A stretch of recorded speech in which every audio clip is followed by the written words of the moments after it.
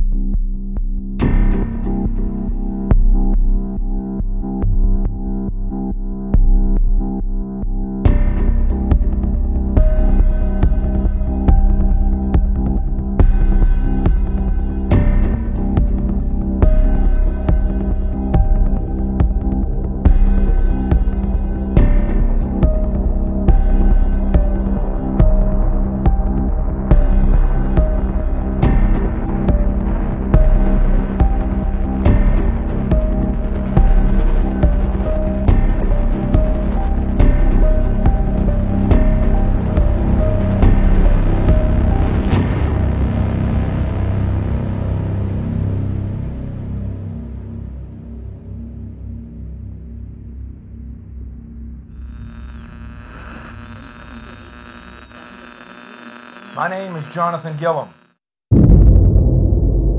And this is The Experts.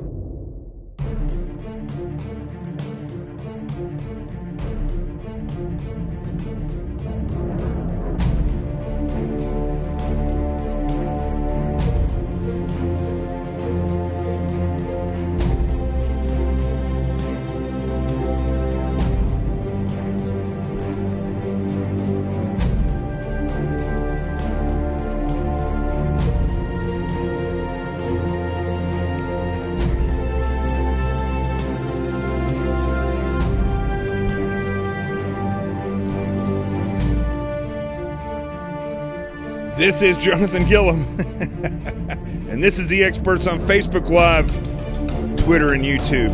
See, my book has arms. Look at that. All right. I know I always say this, but it's going to be a quick show today. Today has been a long day for me, and quite frankly, it's one of those news days where I don't know. I'm seeing them make up a lot of stuff, not make up stuff in the headlines, but. I mean, there's not a lot of big stuff happening in the news, a lot of the same old, but there's a couple things that I saw that I do want to point out to everybody, and I think it's good for awareness, and it's a good question when we talk about these bonuses that the executives are getting in federal law enforcement and federal agencies. I don't get it. Why do they get big bonuses and the rest of us, you know, the other agents on the ground, the people that are support, they don't get any bonuses? Why should executives get bonuses? Also, we'll talk about how dangerous Mexico is. You probably shouldn't go there. I'll put it this way. Let's do the warning order.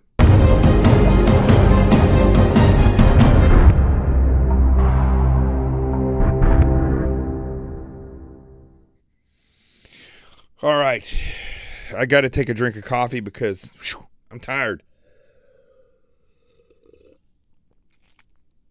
My little buddy Rico down here, he's laying right next to me. Unfortunately, he's not feeling good. So, you know, he's old, but he hasn't been walking quite well for some reason over the past 2 days. So he may get a vet visit tomorrow or Saturday. We'll see how that goes. Sometimes he pops out of these things. It's hard to tell when your dog is this old exactly what's going to happen. Good friend of mine gave me this. I know I always point this out, but it's great stuff. What has it got in it? Honey and lemon. One more shot. If you ever have a sore throat, this stuff's amazing. Anyway, I don't have a sore throat. Just a little bit of a dry throat. So anyway, we're going to get Rico checked out. We'll see. Look, he's our mascot. He's my buddy. He's like my son.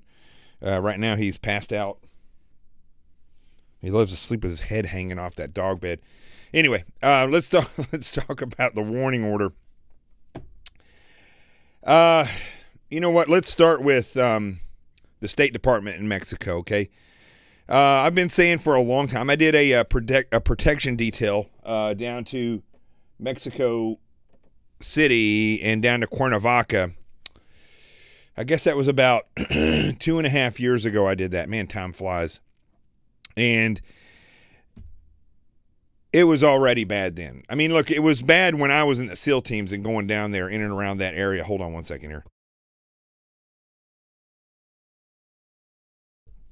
And so, you know, I spent a lot of time when I was in the SEAL teams in Central South America, in Honduras and Colombia and Panama, down in Chile, Paraguay, all these different areas. Honduras is definitely probably the most dangerous place on the face of the planet on a regular basis. Far more dangerous than the Middle East. Same thing with Venezuela. When I went there 3 years ago, gosh, it was crazy.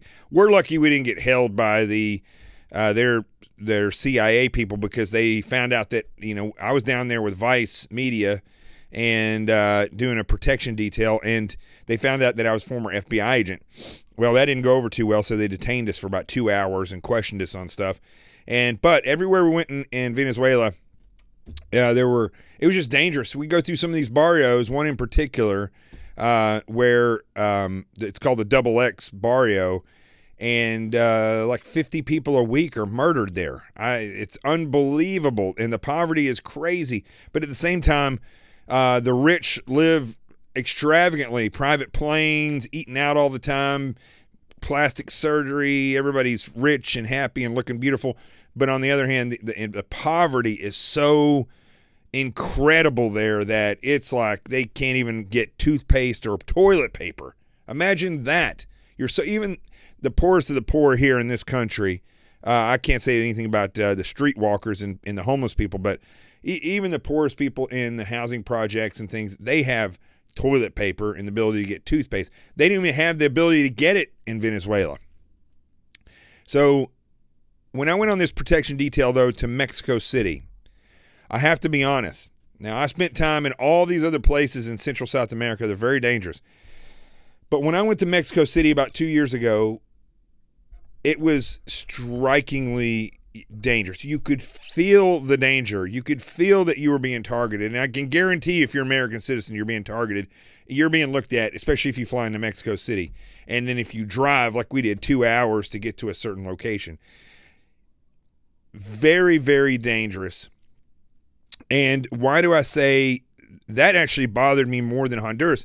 Honduras, I expected it. Honduras, first of all, I was with a platoon of SEALs, but in Honduras, and I've been back there to go diving, although we didn't go to the mainland. We went to Roatan, which I highly recommend. Completely different than the mainland of Honduras. And it's actually a British island. And so Honduras is just dangerous. It's just, it's the Wild West. Everybody has AK-47s and machetes, and it's crazy. But in Mexico, when I was there in 2002, I studied Spanish there through the Navy, in Cuernavaca, in fact, and it was, of course, it was dangerous like any Latin American country, but overall, Mexico at that point in time, the cartels hadn't gotten as strong as they are now. They hadn't grown to the level that they're at now.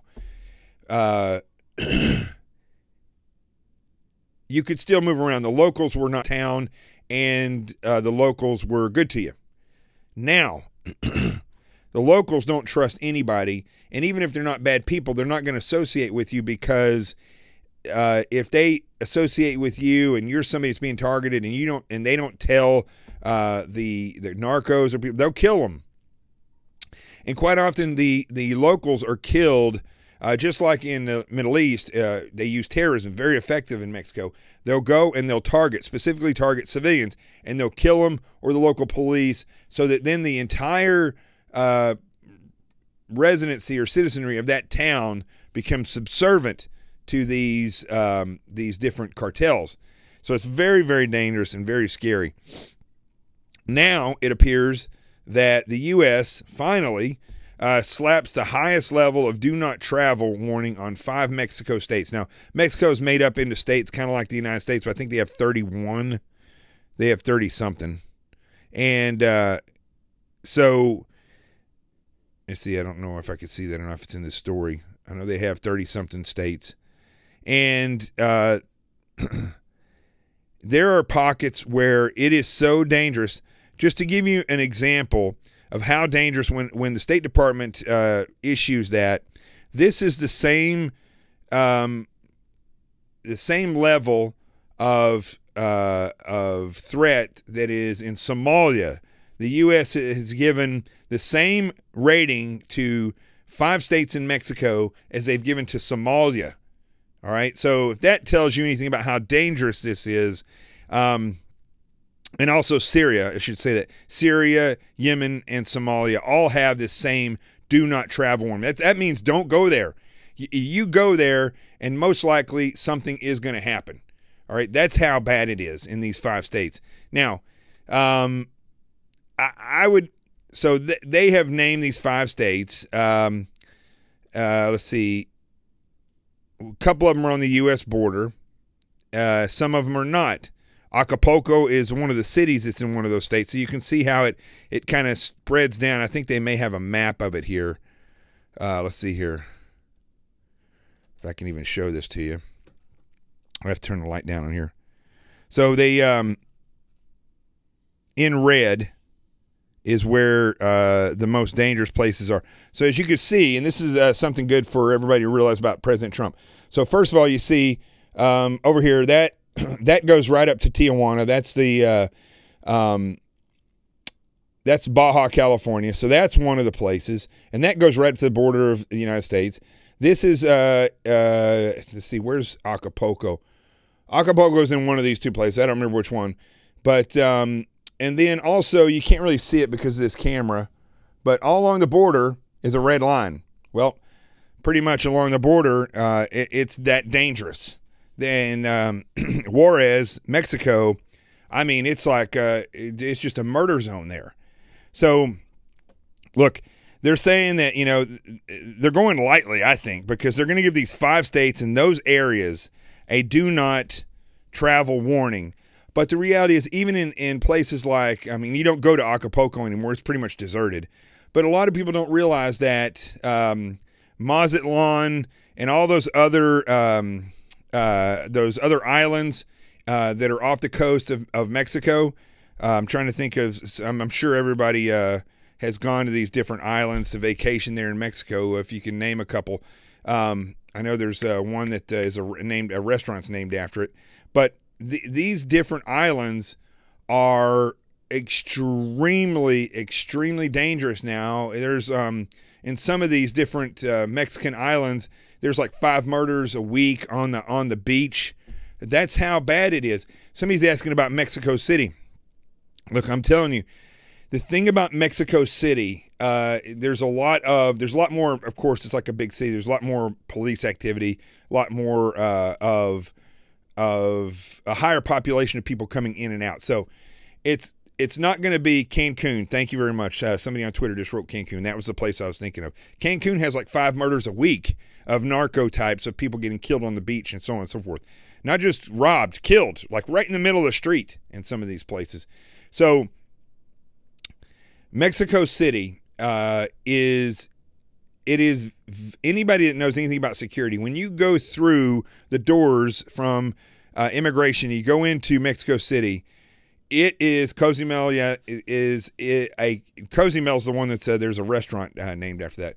So when you go into Mexico City from the airport, it is so palpable that you're being watched, and that the danger exists there. When I was in Puerto Rico years ago, when I was in the SEAL teams, you know, at night we were allowed not to stop at stoplights in certain areas in between San Juan and the Navy base. You kept going. You didn't even, maybe you'd slow down a little bit, but you wouldn't stop for these red lights because you could get pulled out of your car and killed or mugged. It's the same thing in Mexico City. It's extremely dangerous. And so, yes, they gave for 5 of these states the do not travel warning, but the reality is Mexico, even in the safest place in Mexico City, is very dangerous. So I would say don't go to Mexico. If you have a business, don't do business in Mexico. If you have Cabo San Lucas, I don't know, but I mean, look, somebody's asking about Cabo San Lucas.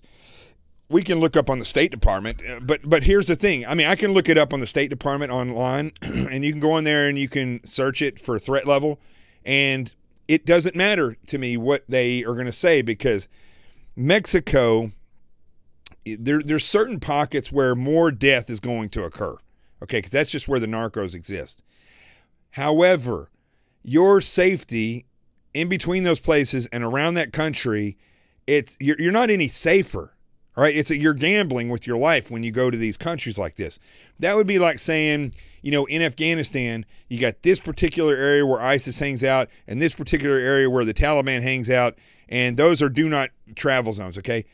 Does that mean you're just going to go hang out in the areas that aren't known to have ISIS or Al-Qaeda? You could still be killed. Same thing in Iraq.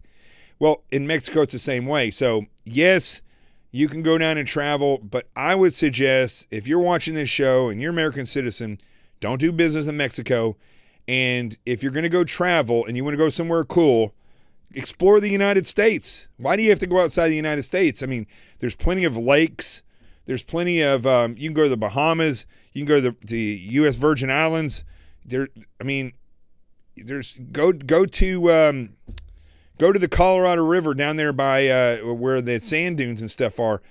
Unbelievable stuff that you're going to see if you've never been there before. Now, granted, it's probably a little bit more expensive in the United States, but I don't think it's worth risking your life to go down there and vacation when it's that dangerous. So bottom line on Mexico is that when the State Department declares part of a country, and in this case, a large part of the country, a do not travel zone, you have to realize that they're not talking about the United States, right? Where they say you shouldn't travel in the inner city. Like Compton at one point was very dangerous. You get off the freeway there, you could be killed. That's in East LA.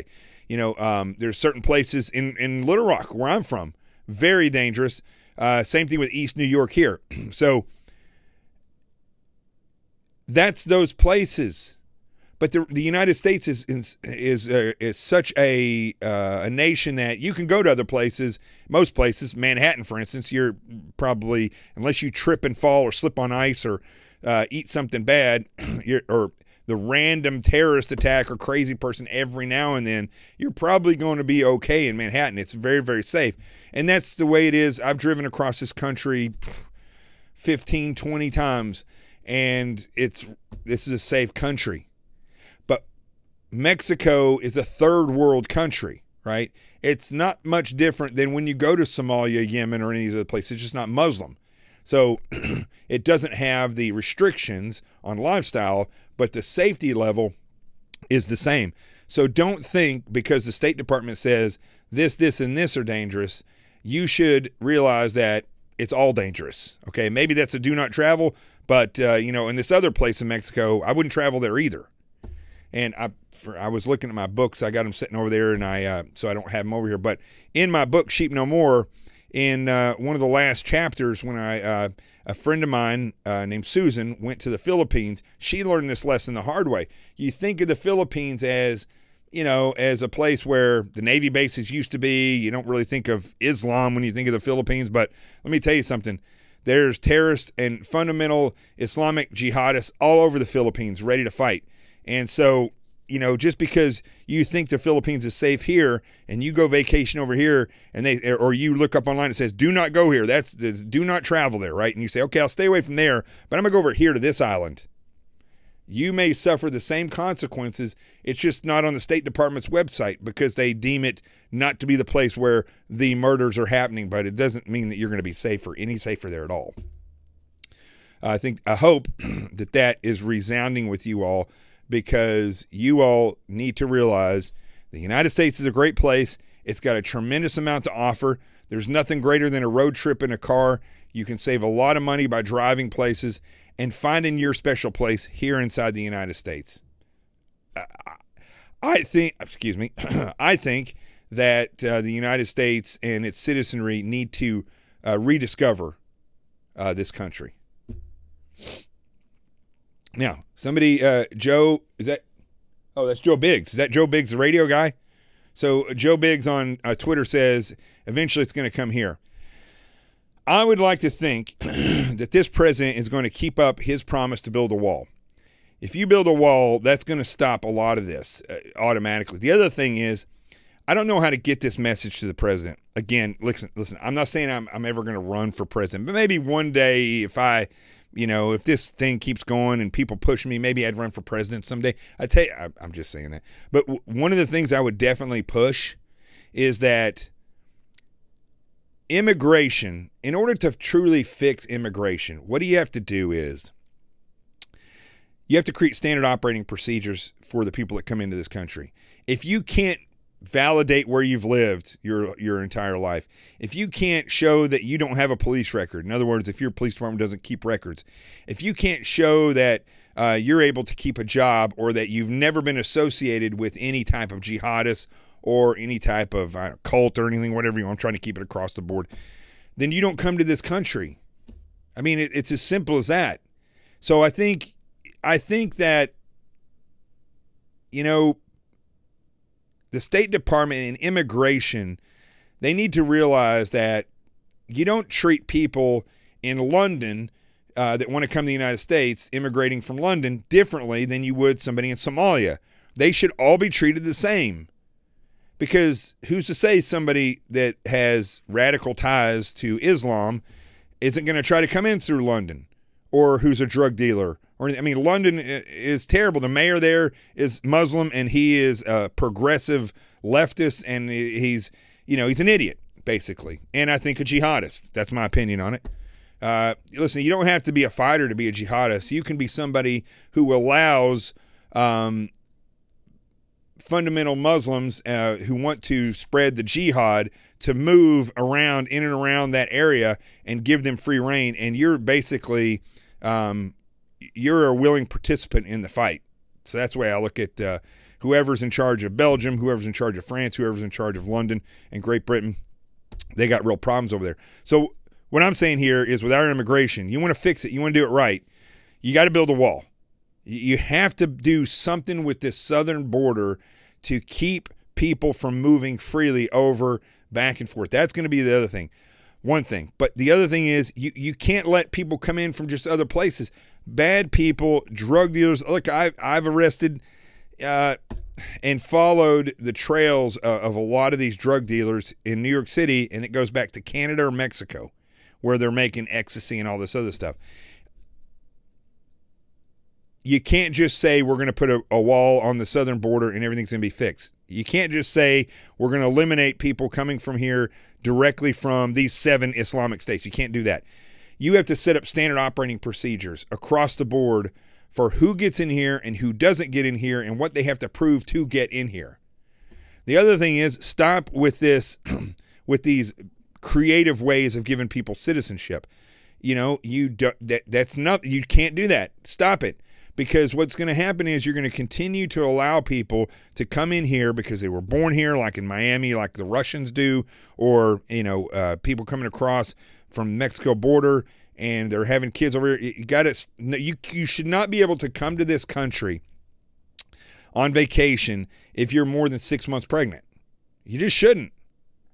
I mean, I'm not trying to be, I'm not a, whatever you call it, a misogynist or anything, and I'm not trying to come down on women, but you don't come to this country if the potential is that you could have a baby while you're here. You should not be allowed to come to this country.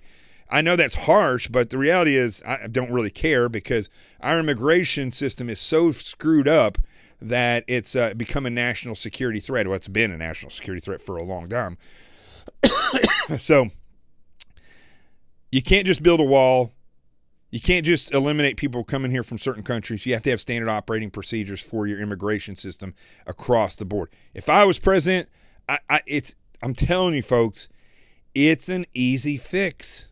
I don't know why it is so difficult to go back and forth about this stuff. I know why the leftists do it, because they don't want borders and they don't give two craps about the regular people in this country. They don't care about the citizenry of this country.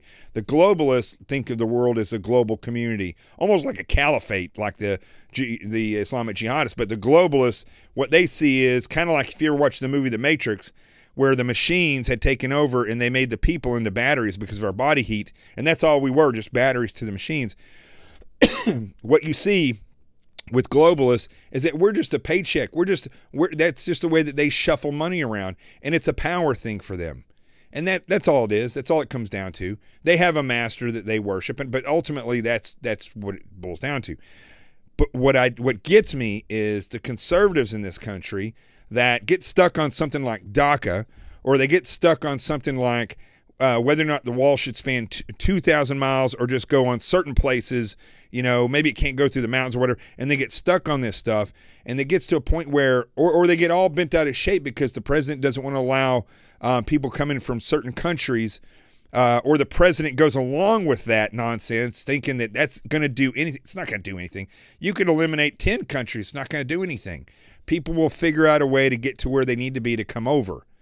So it's a very simple fix.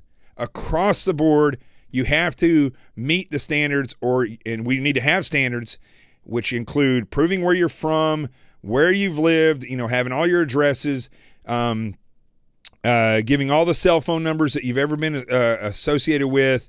You should have your fingerprints done there. They should be checked in all our databases, including the DOD, which they are not right now. They're not checked, and they're not ran through the DOD databases. So when you go through immigration over in, let's say, Djibouti, for instance, people can't come through Somalia. They go through Djibouti. When they come through Djibouti, there's no fingerprint taken. And when they get to the United States, they do take it, but it's not ran through the DOD system. What's in that DOD system? Anybody who's been captured or killed in the field that was committing a bombing, or any other places like that for that instance, they keep the biometrics of those people in a database with the DOD, and that stuff is not shared with ICE or the State Department. How is that? Right? So these are easy fixes, folks. And you build a wall, and you end all these programs that allow dreamers to come in, and that allows, people to come in who say they want to serve in the military. We don't really need outsiders serving in the military. We should have our United States citizenry serving in the military. But get rid of those systems, and it would be an easy fix. You literally, within 6 months, I would even say not including the wall in this case, but fixing the immigration system, setting standard operating procedures, and ending all these ways for people to gain citizenship that are ridiculous. You get rid of that stuff and tighten up the standard operating procedures, it'd be fixed in 6 months or less. Maybe even, the reality is you could fix it overnight by instituting these standard operating procedures. Then when you build a wall, what's going to happen is you're going to alleviate the Border Patrol with a lot of the work that they have to do, and then you put your extra people on the northern border. And here's something else I've been saying for the longest time. Nobody listens to me on this. They don't listen to me. build military outposts and start to build a couple of military bases on the border. I mean, very, very simple. Build those bases on the border. We got bases all over the world. We got bases all over the country. But we don't have any bases on the border. You'd have a constant flow of Marines, helicopters, airplanes. Go try sneaking on a military base, see what happens. You're going to get caught. Most secure locations that there are. Stick them on the border. Make them a part of that wall.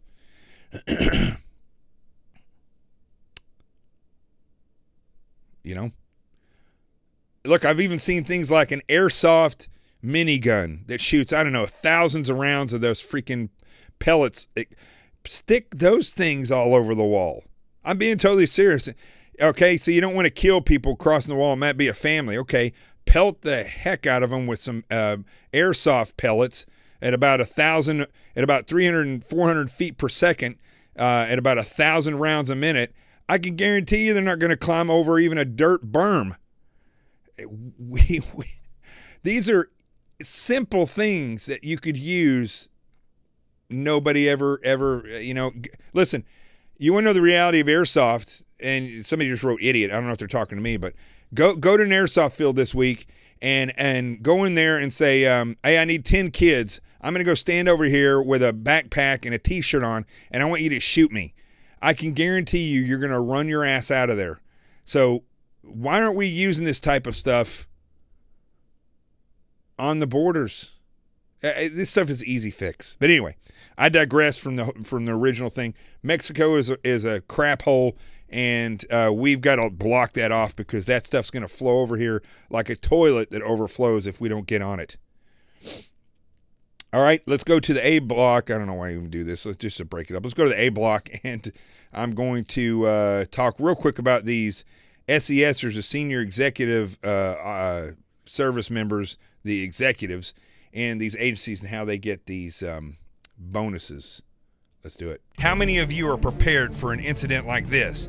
Get my new book, Sheep No More, The Art of Awareness and Attack Survival, and I will teach you to think like an attacker so you can truly defend yourself.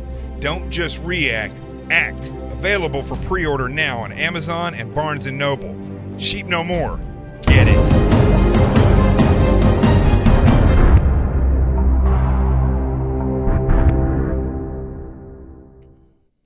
All right.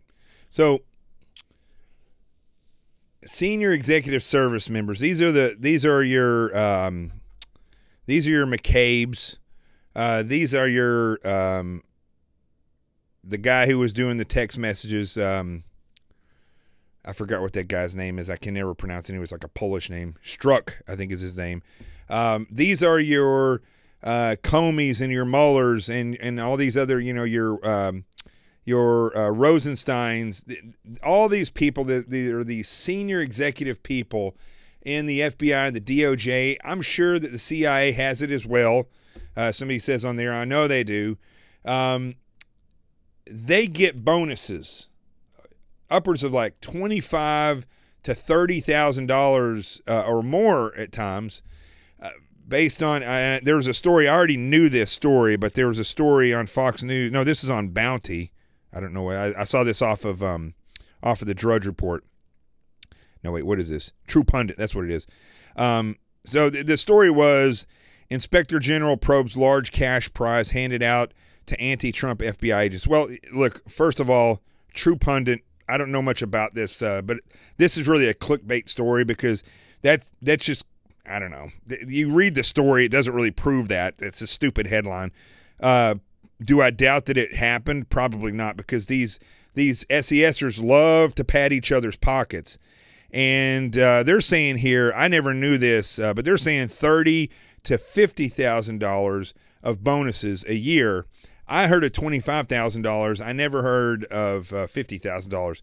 But in any case, what I saw happening in the New York office were senior level people, SACs, special agents, special agent in charge, or I don't know if ASACs get this or not, but SACs definitely get it. I saw an SAC come in and deny new computers, get rid of certain equipment that was expensive but used for certain operations. He got rid of that stuff. He didn't approve anything hardly at all for a year, which made it very difficult for us to do our job. And ultimately, in the end, after a year, he went around bragging because he was going to get to build that extension onto his deck with the bonus that he got of $25,000. And he did it at the expense of our investigations. So, I first of all, I can't wrap my head around anybody in government service getting a bonus unless, you know, some of these super agents that go out and do these cases where they completely blow it out the water and they find somebody that's doing a Ponzi scheme, or they find, like some of these street agents, like the squads that I was on, where they go out and they arrest like 80 people, and they take at one point we did a case with one of the guys, probably one of the best investigators I ever worked with, and we ended up arresting I don't know how many Johns, and we got like 40 prostitutes out of this from South Korea. And they ultimately, what happens, because these women were smuggled, they were not trafficked, right? They know why they're coming here. Actually, I think some of them even came over legally. But what they do is they either come over on student visas or they're smuggled over here. Remember, smuggling means that you're not against your will. You know what you're doing. Trafficked means it's against your will. These people come over here. They know what they're going to do. They have sex about, I don't know, 3 to 5 times a day, 5 to 6 days a week, mostly with the same people. It is a kind of a closed community. And at the end of 6 months, they go home with $250,000 in their pocket. They give so much to the house, and then they get to keep so much. And but what happens is when you arrest all these women, we put them in an area, and then one of them says, I was trafficked. Next thing you know, all of them say they're trafficked because they see that one girl that said she was trafficked, and all of a sudden she's got a new toothbrush, she's got a nice robe to keep her warm, she gets shuffled off with counselors, and so the rest of them are like, yeah, I was trafficked as well. So then they kind of get out of this whole system. They become victims rather than perpetrators of a crime. So that's a long story to get to the point I'm trying to make. That agent didn't get a bonus. My supervisor didn't get a bonus for that. But yet this the SAC, the special agent in charge of a certain division in the New York office, goes around denying people a new equipment and getting rid of other equipment that we needed, and he gets a bonus of $25,000 and goes around bragging about it at the end of the year. Look, first off, I mean, I love my partners and the men and women that I work with in the Bureau, but I mean, honestly, you're a government worker. You don't sign up for bonuses. That's not why you do it. So I really don't agree with the whole bonus system. You want to give somebody a bonus that works for the federal government, give them some time off. Give them some time off with pay. That's great. But I don't know about where they're getting off giving these people $50,000. I mean, come on, that's ridiculous. So this is something that I think the president should look into heavily. I think it's something that cannot be validated, and there's nothing good going to come out of this. Nothing. You will see senior executive service members navigating to get those bonuses. And I think the potential of this story could be true, but I mean, look, if you're going to write a story, and I don't know who wrote this story, it says by admin. If you're going to write this story, listen, don't write this kind of crap where there's no proof that you don't show any proof in your story. It's not like the true pundit told the truth and came out with this breaking news. The reality is this has been going on for a long time. The chances are those people involved in the Clinton and the Trump investigations probably got different types of bonuses. I don't doubt that whatsoever. But it's something that the president needs to look closely at, and he needs to see. This is where, again, you know, if I was president, I've worked in the government. You know, President Trump hasn't. President Obama hasn't. When I talk about working in the government, I'm talking about a true government worker, an agent, military veteran. You know, these people have not. Okay, Bush did a little bit. He was a veteran in the Air National Guard. Clinton did not. So these people don't understand the reality of what we have to deal with. I lie on a financial disclosure and don't put in what my, well, I'm not married, but if I was married, what my wife puts in, what she makes, or that she got a huge amount of money from the Democrats because she's running for office, and I didn't put that on my financial disclosure that we have to do every year, well, I would get fired and potentially charged with a crime. McCabe, Deputy Director McCabe in the FBI, no, he didn't put anything down. His wife got like $1 million from the Democratic Party. He just didn't list it. Did he get fired? No. He actually got moved over at that point in time, because when you get in trouble at that level, they just move you to the side or promote you. He actually got put in charge of the Clinton investigation after they found that out, if you can believe it. So just like this dirtbag Strzok and his having an affair on his wife, sleeping with the FBI attorney, or the DOJ, I think it was the FBI attorney. They're having an affair. They're texting back and forth saying that they are going to stop Trump as being president, that they have an insurance policy that they're going to pull out, doing all this stuff. Where do you think they promoted that freak? They put him over as head of HR of the entire bureau. So they took a guy who was literally committing criminal acts that would put me in jail as an agent, and they put him in charge of human resources in the FBI. I wouldn't doubt if he gets a bonus this year for something. So these SESers and their bonuses, dangerous stuff. It's almost as if they're getting paid off a lot of times for doing stuff that's nefarious. And it should go, and the president should realize this. If I was president, I would stop those bonuses that fast. They would not like me when I roll in there, because I would stop that in a heartbeat. Definitely. But I'm not president. What I am is a lowly servant of the American people and of the Constitution. And no, my mouth is not full of diarrhea, which somebody just said on Twitter. These trolls, they kill me. You know,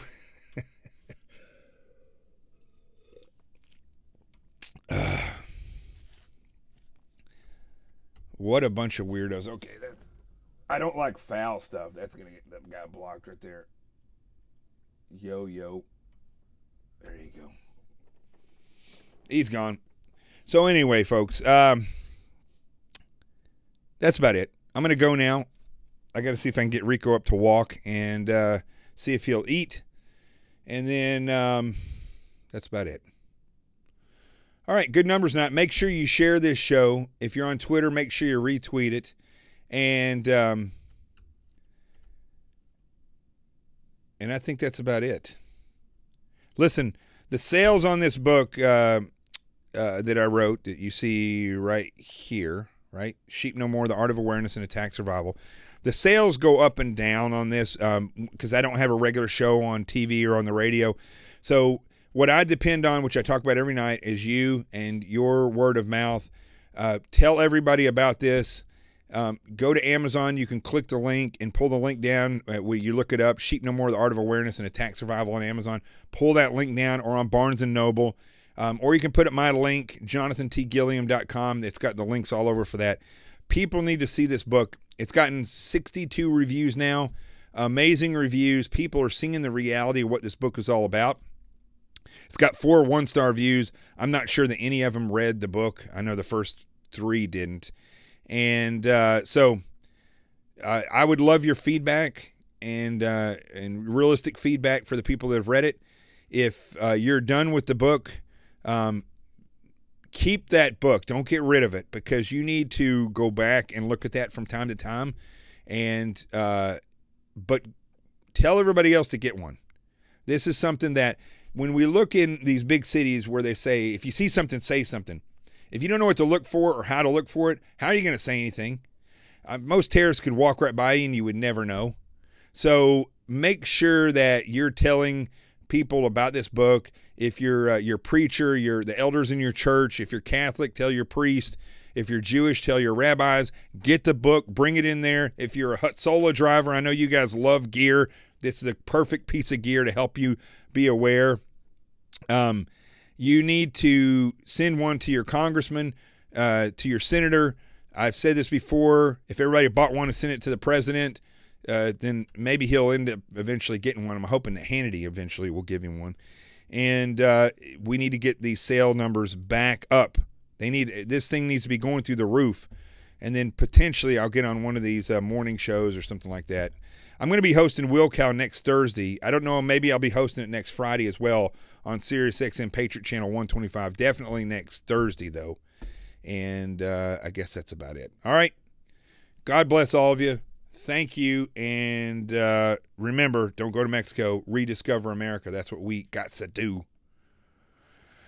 Let's go to the Truth Zone.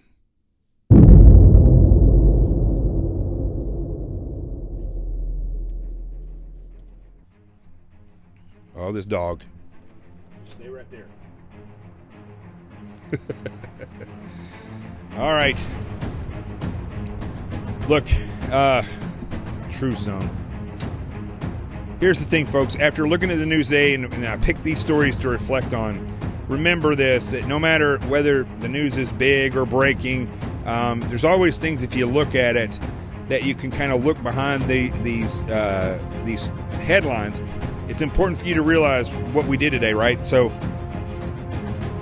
in the story about Mexico, it says, don't go to these 5 states in Mexico. The reality is the people that are writing that story saw that the State Department said, don't go to those areas. And so they write a story that says, don't go to those 5 areas. But if it was somebody writing that story or doing an interview that has experience that I have, they would be able to tell the world, don't go to Mexico. Because just because these 5 areas are deemed where you should not travel, it's not saying anything, and people let their guard down about the other places in and around those areas in all of Mexico. You have to think like this when it comes to politics, when it comes to gossip, when it comes to all these things. That's the point of this show. The other thing is that I want to say real quick before I go is, I don't know about you, but I'm sick and tired of double standards. I'm sick and tired of congressmen and senators using slush funds to pay off their sexual harassment lawsuits. I'm tired of Democrats talking about that the Republicans only love big government when they're the ones, in fact, that press big government and oppression on people. I hate the fact that groups like Black Lives Matter and feminists and all these different people like Linda Sarsour and her little loudmouth bunny rabbit, Tamika Mallory, and all these other people, they say that they're fighting for these people. They say that they're fighting against those people. In reality, they don't do anything except increase the division and increase the amount of people that are dependent on the government and increase the oppression. I'm tired of those double standards. I'm tired of that crap. I'm tired of Hollywood and Oprah Winfrey, who seems like she's on like she's running for president already. People who, are powerful in Hollywood and never open their mouth about the reality about Weinstein and these other predators. Look, one thing I will say about this whole predator thing is the women that are being assaulted by these sexual predators in Hollywood, most of them are adults. But nobody is talking about the child predators. In fact, media in Washington, D.C. and Hollywood, they run from any talk about pedophilia. And I'm sick of that. I find it very, very strange. I find it very telling. And it's one of the things that the American people should utilize to band together and to get angry about. Remember, the more angrier you are, the more you're going to unite. Anger is a great thing to unite under. And the Constitution. But children should not be victimized in this country. They shouldn't be victimized anywhere in the world. But you got to remember, when you don't stand up, just like that woman that got thrown out of that school board meeting in Louisiana, everybody's all up in arms because of what the school board did, and I agree the school board was wrong. But what was more telling was that the people did not stand up and defend her together. She would not have gotten thrown out if that was the case, if they had all stood up together. I'm Jonathan Gillum. That's my buddy Rico down there. This is The Experts. Stand with me, and remember, wherever you see this face or hear this voice, the truth has arrived. I'll see you tomorrow for the Friday Night Toast.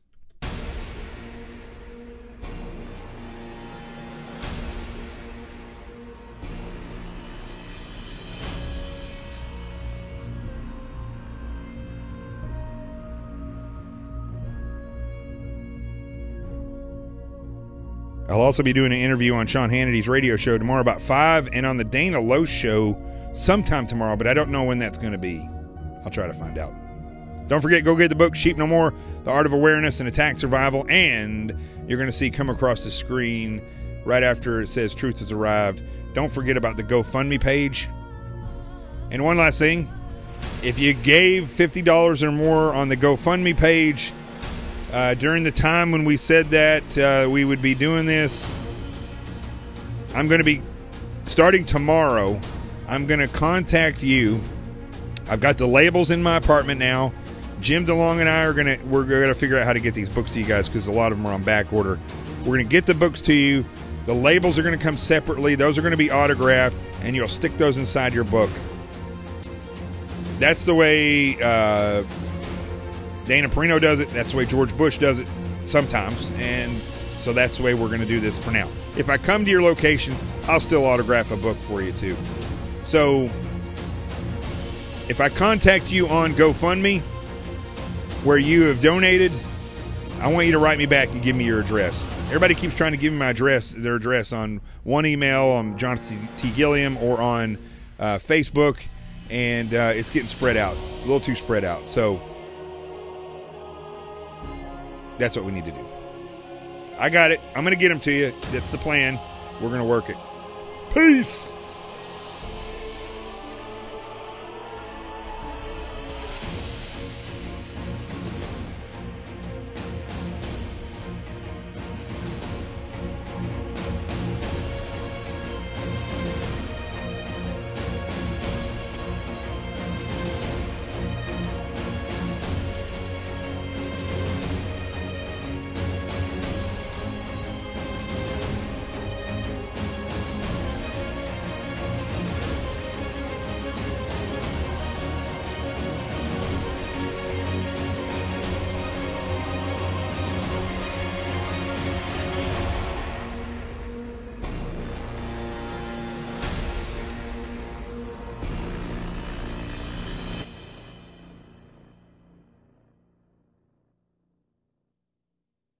How many of you are prepared for an incident like this? Get my new book, Sheep No More, The Art of Awareness and Attack Survival, and I will teach you to think like an attacker so you can truly defend yourself. Don't just react, act. Available for pre-order now on Amazon and Barnes & Noble. Sheep No More. Get it.